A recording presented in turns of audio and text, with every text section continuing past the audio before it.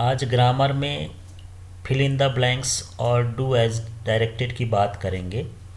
तो पहला वाला इसका जो क्वेश्चन है, hurry up, we have not got time. अब इसमें ऑप्शन है मैनी, लिटिल, मच। तो यहाँ पर मैनी जो है काउंटेबल के लिए लगता है, मच जो है अनकाउंटेबल के लिए लगता है, लिटिल बहुत थोड़े के लिए लगता है। तो यहाँ जो है वहाँ पर आएगा मच टाइम, क्योंकि टाइम जो होता है वो अनकाउंटेबल होता है, उसको हम गिन नहीं सकते। तो पहले वाले ऑप्शन में मच भरना है। दूसरा वाला क्वेश्चन है, every year thousands of people die. अब यहाँ पर फिल इन द ब्लैंक्स है और कैंसर है, फ्रॉम है, ऑफ है, टू है। तो जब भी बीमारी की बात हो, कैंसर, टाइफाइड, मलेरिया, उसके पहले हमेशा क्या लगता है, ऑफ। अब थर्ड वाले में देखते हैं, my father is a teacher. तो इसमें रिटायर, रिटायरिंग, रिटायर्ड। तो ये रिटायर्ड टीचर हैं, यहाँ पर ना एज ए नाउन यूज हुआ है ये ऐसा। इसके बाद फिर हम देखते हैं चौथा वाला, we wear mask in crowded place. तो यहाँ पर वी शुड हो जाएगा, we should wear mask in crowded place. ये मोरेलिटी के लिए शुड लगता है। अब नेक्स्ट वाला देखते हैं, he is an American but his wife is European. तो यहाँ पर हम इसका जब हम इसका हिंदी से प्रोनाउंसिएशन करेंगे, हिंदी से बोल के देखेंगे, तो इसको हम या यज्ञ से लिखते हैं, या यज्ञ से। और जो या यज्ञ है वो व्यंजन है, और व्यंजन के साथ हमेशा क्या लगता है, ए लगता है। मतलब आपका अंग्रेजी शब्द हिंदी से बोलना है, और यदि हिंदी के व्यंजन से उच्चारण हो तो वहाँ पर क्या लगाना है, ए। तो इस वाले में ए भरा जाएगा। नेक्स्ट वाला, I am not going to office, I am ill. अब यहाँ कंडीशनल वाला है, रीज़न देना है, तो वहाँ पर क्या लगता है, बिकॉज। मैं ऑफिस नहीं जा सकता क्योंकि मैं बीमार हूँ, तो यहाँ पर बिकॉज आ जाएगा। नेक्स्ट वाला देखते हैं, I often go to Mumbai is the commercial place of India. तो यहाँ पर ये थिंग्स के लिए, प्लेस के लिए हम क्या लगा लेते हैं, विच। तो यहाँ पर I often go to Mumbai which is the commercial capital of India. और यहाँ पर इसके पहले हम क्लॉज वाला वीडियो डाल चुके हैं, उसमें आप देख सकते हैं कब विच लगता है, कब हु लगता है, कब वेयर लगता है। अब नेक्स्ट वाला देखते हैं, डू एज डायरेक्टेड। इसको ध्यान से समझिएगा, अधिकतर गलतियाँ इसी में होती हैं। Mohit is very weak, he can not walk easily.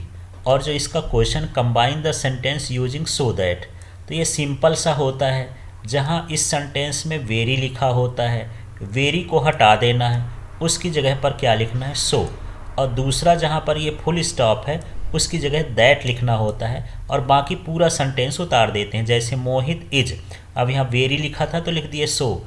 Week, फिर यहाँ फुल स्टॉप लगा था तो दैट लगा दिए, ही कैन नॉट वॉक ईजली। इस तरह से हम सो दैट से इसको कंबाइन करते हैं। नेक्स्ट वाला देखते हैं, I did my work on time. तो इसको निगेटिव बनाना है, और ऐसे डिड वाला, डज वाला, डू वाला आता ही आता है, इसलिए इसमें बिल्कुल कन्फ्यूजन ना हो, इसको ध्यान से समझना है। तो इसके लिए सबसे पहले हम देख लेते हैं कि ये जो है ये पास्ट टेंस का है, पास्ट इंडिफिनिट का।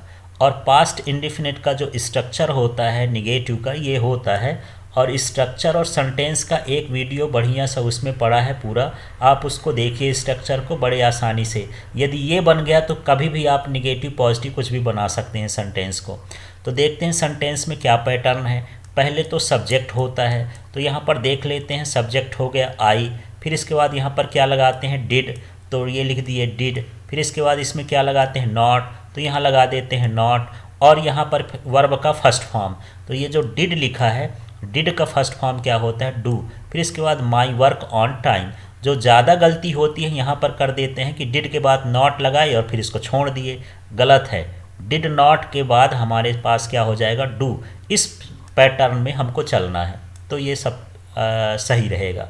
अब नेक्स्ट वाला देखते हैं, एक डू वाला देखते हैं। इसमें I do my work well. अब इसको भी निगेटिव बनाना है, तो फिर से यहाँ पर देख लेते हैं, ये जो डू है तो प्रेजेंट इंडिफिनिट के लिए हो गया।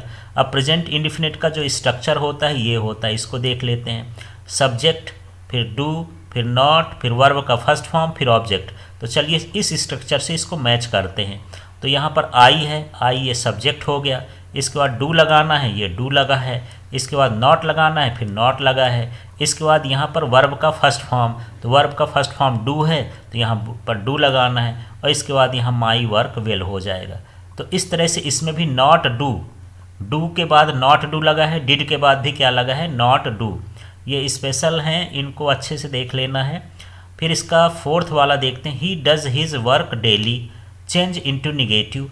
ये प्रेजेंट इंडिफिनिट का सिंगुलर वाला है, इसका भी हम देख लेते हैं। इसका जो स्ट्रक्चर है, और मैं बार बार बता रहा हूँ, स्ट्रक्चर का सेंटेंस के और टेंस के स्ट्रक्चर का जो फार्मूला होता है या फ्रेम स्ट्रक्चर होता है, मैं पहले भी वीडियो में डाल चुका हूँ, उसको आप देखिए, उससे आपको समझ में आ जाएगा, उसको नोट कर डालिए।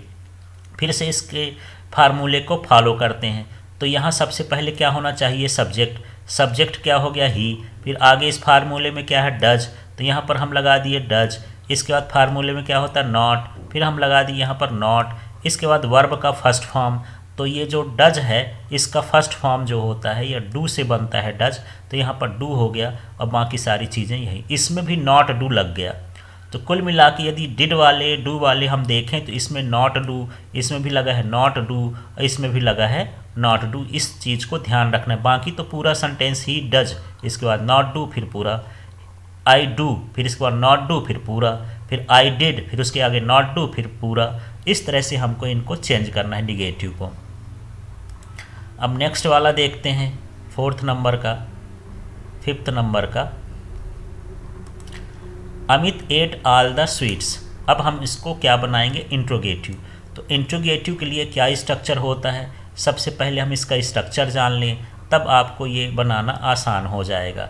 तो सबसे पहले इंट्रोगेटिव में जो होता है वो हेल्पिंग वर्ब होता है, तो यहाँ पर ये हेल्पिंग वर्ब हो गया। इसके बाद हमको यहाँ पर क्या लेना होता है, सब्जेक्ट, तो ये हम सब्जेक्ट ले लिए। फिर हमको यहाँ पर वर्ब का फर्स्ट फॉर्म लेते हैं, ये फर्स्ट फॉर्म हो गया, और प्लस हो जाएगा यहाँ ऑब्जेक्ट। इस तरह से ये इंट्रोगेटिव का फार्मूला होता है।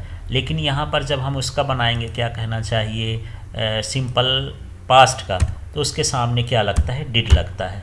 तो चलिए अब इसका फार्मूले को हम फॉलो करते हैं और इसको हम बनाते हैं। तो सबसे पहले हम ये पता कर लें कि ये टेंस कौन सा है। तो यहाँ पर ये जो Amit at all the sweets, तो ये वर्ब का सेकेंड फॉर्म लगा है, इसका मतलब ये सिंपल पास्ट है। अब सिंपल पास्ट के स्ट्रक्चर में जाएंगे जब इसका इंट्रोगेटिव बनाते हैं। तो इंट्रोगेटिव का स्ट्रक्चर होता है डिड, तो ये पहले हम डिड लगा दिए। फिर सब्जेक्ट है, सब्जेक्ट इसमें ऊपर दिया ही अमित, तो अमित लिख दिए। फिर यहाँ पर वर्ब का फर्स्ट फॉर्म लगता है, तो वर्ब का फर्स्ट फॉर्म एट का क्या होता है, ईट, तो ईट लिख दिए। बाकी ऑल द स्वीट्स ये पूरा उतार दिए। तो इस तरह से यदि आपको स्ट्रक्चर बन रहा है तो किसी भी टेंस सेंटेंस को बड़े आसानी से आप बदल सकते हैं। नेक्स्ट वाला देखते हैं, if you run fast you can catch your बस। तो इसमें हमको इफ़ को हटा के अनलेस यूज करना है। तो सबसे पहले सेंटेंस को देखना है, इफ़ है और भी ये देखना है नॉट। इफ़ और नॉट ढूंढा जाता है, तो यहाँ पर केवल इफ़ लिखा है, तो इसका मतलब ये है कि जो इफ़ होता है वो अनलेस प्लस नॉट के इक्वल होता है। तो यहाँ पर हमको ये अनलेस भी लगाना है और साथ में हमको क्या लगाना है, नॉट लगाना है। ये होता है इफ़ को हटाने का पैटर्न। तो यहाँ पर हम देख लेते हैं, यहाँ इफ़ को तो हटाए, तो इफ़ की स्थान पर हम क्या लिखे, अनलेस। बाकी ये पूरा इसी तरह से उतारते गए। अब ये कैन लिखा है सेकेंड सेंटेंस में, तो कैन के आगे क्या लगाना है, नॉट। इस तरह से अनलेस और नॉट मिला करके जब हम लिखेंगे तब ये इफ़ के इक्वल हो जाएगा। तो इस तरह से इसको बदलना है। अब हम अगला वाला देखते हैं, Ravi is my cousin he is sitting at the last bench. अब हम इसको किससे कंबाइन करने के लिए बोलते हैं, रिलेटिव क्लॉज। और क्लॉज वाला वीडियो भी एक पड़ा हुआ है, आप उसको देखिए कि कौन सा रिलेटिव क्लॉज होता है, नॉन क्लॉज होता है, एडवर्बियल क्लॉज होता है, उस तरह से हमको कनेक्ट करना है। तो जनरली इसमें नहीं लिखा है, तो यहाँ पर रिलेटिव क्लॉज क्या हो गया, हु। पर्सन के लिए हु लगता है, तो यहाँ पर अब देखते हैं, ही है, तो ही का मतलब यहाँ पर क्या है, रवि है। तो सबसे पहले हम रवि लिख दिए। इसके बाद यहाँ पर इसी के तुरंत बाद हमको क्या लगाना है, हु। अब बाकी सेंटेंस उतार देना, is sitting at the last bench, ये बेंच तक उतारे। इसके बाद यहाँ से जो है ये वाला सेंटेंस लास्ट में उतार देंगे, इज़ माई कजिन। तो इसको इस तरह से बदलना है, रिलेटिव क्लॉज लगाना है। नेक्स्ट वाला, चिल्ड्रन रीड बुक्स। तो यहाँ पर हमारा पैटर्न है, तो object are is am plus verb का थर्ड फॉर्म बाय यस। तो इसमें जो सब्जेक्ट है ये बुक्स हो गया। इसके बाद यहाँ पर आर लग जाएगा, रीड बाय चिल्ड्रन। इस फार्मूले में चलेंगे। Thank you.